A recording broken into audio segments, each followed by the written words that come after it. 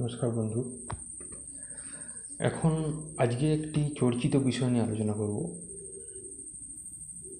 তো এটা সম্পর্কে আপনারা অলরেডি ওয়াকিবহাল আছেন যে বিষয়টা হলো সংরক্ষণ।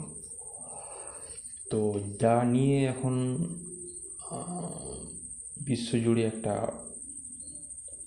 অস্থিরতার পরিবেশ সৃষ্টি হয়েছে আমাদের প্রতিবেশী রাষ্ট্রে বলতে পারেন বাংলাদেশ।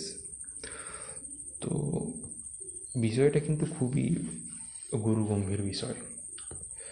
এখন আমরা আজকে দেখতেও পেলাম যে সুপ্রিম কোর্ট একটা ঐতিহাসিক রায় দিয়েছে, সেখানে যে সংরক্ষণের যে আওতা ছিল সেটা কমাতে বলা হয়েছে।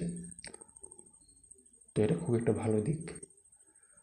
দেখুন, সংরক্ষণ থাকা উচিত কিছু কিছু ক্ষেত্রে, যতটুকু না হলে নয় সেটা থাকা উচিত, কারণ এই সংরক্ষণ না দিয়ে কিছু